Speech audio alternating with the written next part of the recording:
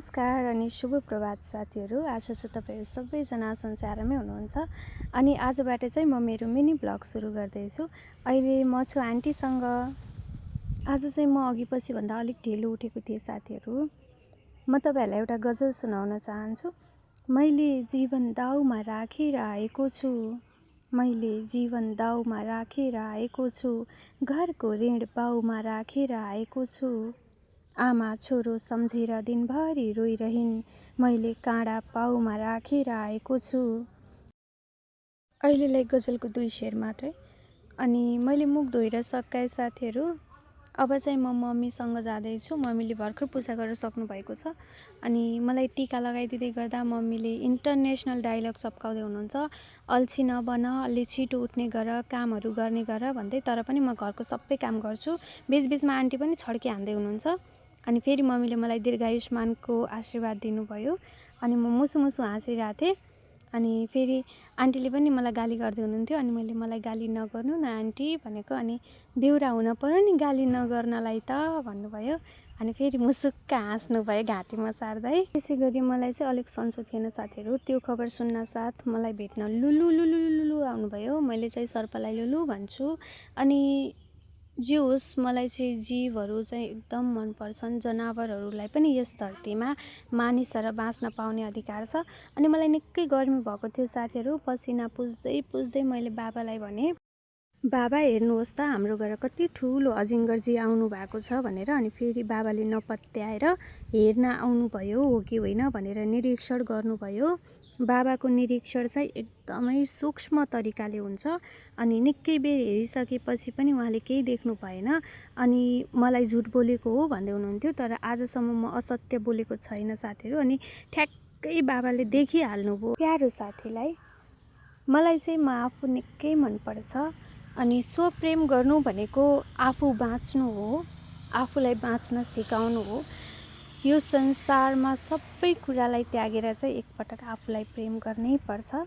मैले बिहानदेखि केही काम नगरेको भएर मम्मीले र आन्टीले चाहिँ मलाई भान्सामा पठाइदिनु भयो। एकैछिन चाहिँ मैले सबैतिरबाट कुराहरू सुनिराख्दाखेरि आफूलाई पनि मोटिभेट गर्नुपर्छ जस्तो लाग्यो। अनि एकैछिन आफैसँग कुरा गरेँ, तिमीले हार मान्नु चाहिँ हुँदैन, सशक्त बन्नुपर्छ, जस्तो परिस्थितिसँग पनि लड्नुपर्छ, समस्याहरूसँग डराउनु हुँदैन है भनेर आफैलाई सम्झाएँ। त्यसपछि फेरि चिया पकाउने पालो आयो। चियामा चाहिँ चिनी चियापत्ती राखिसकेको थिएँ।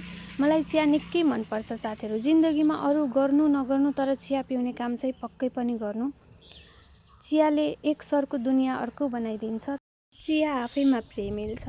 चिया पिसकेपछि मान्छेहरू भावनात्मक हुन्छन्, सृजनात्मक हुन्छन्, साथीभाइहरूको सम्बन्ध सुमधुर हुन्छ। मैं कल भी सफर में था, मैं आज भी सफर में हूँ, कल अपनों की तलाश में था, आज मैं अपनी तलाश में हूँ। कहिलेकाहीँ समय यसरी नै टक्क अडियोस् जस्तो लाग्छ। यतै कतै घुमिरहोस् मेरो आफ्नै जीवन जस्तो लाग्छ। कक्षा कोठामा सँगै हाँसेका ती मिठा यादहरू, तिमीसँगै हात समातेर हिँडेका अनगिन्ती यात्राहरू। प्रिय साथी, मलाई सम्झिरहन मन लाग्छ। उता आन्टीहरूको गफ चल्दै थियो। यता चाहिँ मम्मीले लौकाको कोफ्ता बनाउनको लागि सामान तयार गर्दै हुनुहुन्थ्यो। अनि उहाँ चाहिँ मेरो मम्मी। एउटा शेर याद आयो। ऊ दौडिरहेको बालक हो, उसले बालापन बिर्सिएको छैन। ऊ दौडिरहेको बालक हो, उसले बालापन बिर्सिएको छैन। मेरो हातमा हरियो राहदानी छ, मैले देश बिर्सिएको छैन। सम्पूर्ण नेपाली दाजुभाइहरू जति पनि विदेशमा हुनुहुन्छ, रोजगारको लागि घुम्नको लागि जानुभएको छ, उहाँहरूलाई चाहिँ एउटा कुरा के भन्न चाहन्छु भने राष्ट्रप्रेम, देशप्रेम चाहिँ आफ्नो हृदयमा साँचेर भए पनि सङ्घर्ष गर्नु, खूब प्रगति गर्नु। मस्तै मस्तै प्रेम। तपाईँहरूको सङ्घर्षलाई सदैवभरि नमन। अनि त्यसै गरी आज हाम्रो चाहिँ असार लागिसकेको भएर रोपाई सँगसँगै बिउ काडाइ चल्दै थियो। असार भनेको किसानहरूका लागि सुन फलाउने काम हो। किसानले आफ्नो हृदयमा धान रोप्नु भनेको सुन फलाउने हो भनेर साँचेर राखेका हुन्छन्। किसानका लागि खेती हिरा भन्दा पनि बहुमूल्य हुन्छ। तसर्थ हरेकले किसानलाई सम्मान गरौँ, माया गरौँ, प्रेम गरौँ। र आन्टी र मम्मीले चाहिँ मजाले बिउ गोडिराख्नु भएको थियो। त्यसै बखत मलाई मेरो बाबाको याद आयो अनि मैले बाबातिर भिडियो देखाएँ। बाबाले पनि मजाले बिउ गोड्दै हुनुहुन्थ्यो। त्यसै बखत मलाई केही शब्दहरू याद आए जुन यस प्रकार छन्। प्रिय बा, तपाईँ बाँचेर आएको शताब्दी, तपाईँ बाँचिरहेको समयलाई मस्तै मस्तै प्रेम। यति भनेर फेरि मैले बिउतिर देखाएँ। हाम्रो बिउमा चाहिँ लास्टै झार छ जसले गर्दा गोड्न गाह्रो भइराखेको छ। अनि आन्टीहरूले चाहिँ तिमी पनि आऊ न बिउ गोड्न भन्दै हुनुहुन्थ्यो। म चाहिँ नक्कल पार्नमै व्यस्त थिएँ। अनि म निकै राम्री छु कि साथीहरू, हेर्नु न। अनि प्राकृतिक सुन्दरतासँग म आफूलाई निकै प्रेम गरिरहेको पाउँछु। अनि मेरो खाना पकाउने काम थियो। मैले चाहिँ अडरको दाना र आलुलाई सँगै सिटी लगाइदिएँ। आन्टी र मम्मी थाकेर आउने भएकोले मैले खाना पकाउनु पर्ने थियो। मैले यता प्याज र टमाटर काटेर राखिसकेँ। लसुन, जिरा र खुर्सानीको पेस्ट पनि बनाइसकेँ। जताततैको काम भ्याउनु पर्ने भएकाले म फेरि बिउ गोड्न आएँ। सूरज कब दूर गगन से, चंदा कब दूर किरण से, खुशबू कब दूर पवन से, कब दूर बहार चमन से। ये बंधन तो प्यार का बंधन है। सङ्गीतको धुनसँगै म एकैछिन व्यस्त भएँ। लेकिन एक सेकेन्ड, म लडेँ अनि मेरो हात यस्तो भयो। त्यसपछि म हात खुट्टा धोएर घर आएँ। घर आएर मैले आफ्नो हातहरू देखाएँ। मेरो अवस्था निकै नाजुक भइसकेको थियो, जसले गर्दा चाहिँ मलाई भेट्न मेरा प्रिय साथीहरू आउनु भएको थियो।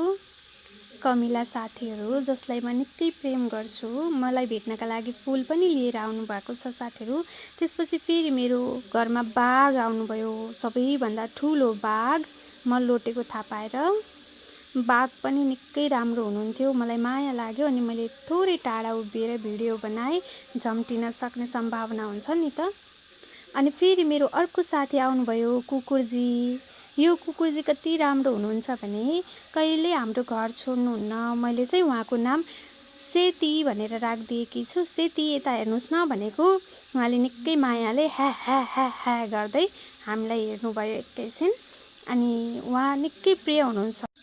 म निकै नराम्रो तरिकाले पछारिएकी थिएँ, तर पनि मेरो चित्त बुझेन। फेरि एकपटक पछारिन्छु भनेर पुनः खेतमा पुगेँ। अनि थोरै बिउ गोडेर चाहिँ मैले सानो छ खेत, सानो छ बारी, सानै छ जहान, नगरी काम पुग्दैन खान, साँझ र बिहान, बिहानी पख झुल्किन्छ घाम, देउराली पाखामा, असारे गीत घन्किन्छ अनि सुरिलो भाकामा। ये देख सकते हैं, ये भाई साहब लोग जो है इसी में मजा कर रहा है। देखिए, हाँ देखिए, ऐसे ऐसे लोग सुंदर लोग जो है रास्ते में मिलते रहते हैं। कविता गाउँदा गाउँदै म टक्क अडिएँ। त्यसपछि म खेतमा पुगेँ। आन्टी र मम्मीलाई खाना खान जाम भनेको अझ एकैछिनपछि गोडेर जाउला भन्ने आदेश जारी भयो। आदेशलाई शिरोधार्य गरेर चाहिँ मैले वरिपरिको सबै बिउ कति गोडियो भनेर देखाएँ। अलिकति मैले पनि गोडेँ। त्यसपछि अब दाल र भात डढ्छ भन्ने जस्तो लाग्यो। म निस्किन आँटेँ। वारिपारि घरहरू देखाएँ, माथि आँपको बुट्टा देखाएँ, मेरो खुट्टाहरू देखाएँ, चप्पल देखाएँ। चप्पल चाहिँ मलाई निकै सहज लाग्छ। आज हामीले यति बिउ गोडेर सकायौँ। खाना खाइसकेपछि सबैजनाले एकैछिन रेस्ट गर्नुभयो। मैले चाहिँ आफ्नै भिडियो बनाइरहेँ। मलाई म निकै प्रिय लाग्छ साथीहरू। कपाल अगाडि ल्याएर राम्ररी बने अनि एकैछिन जुम गरी मैले आफैलाई हेरेँ। म कति राम्रो छु नि साथीहरू। मेरो आँखाहरू कति राम्रो छ। म कति प्रेमिल छु। अनि मलाई भोक लाग्यो। मैले नास्ता बनाएँ। मैले फेरि 2 शब्दहरू सम्झेँ। यति बुझ्नु गएपछि कोही फर्किँदैन, यति बुझ्नु गएपछि कोही फर्किँदैन, सेतो कफन ओढेपछि कोही फर्किँदैन। तपाईहरूलाई यो चाउचाउ कस्तो लाग्यो? र अन्तिममा मेरो ब्लगलाई माया गरिदिनु होला।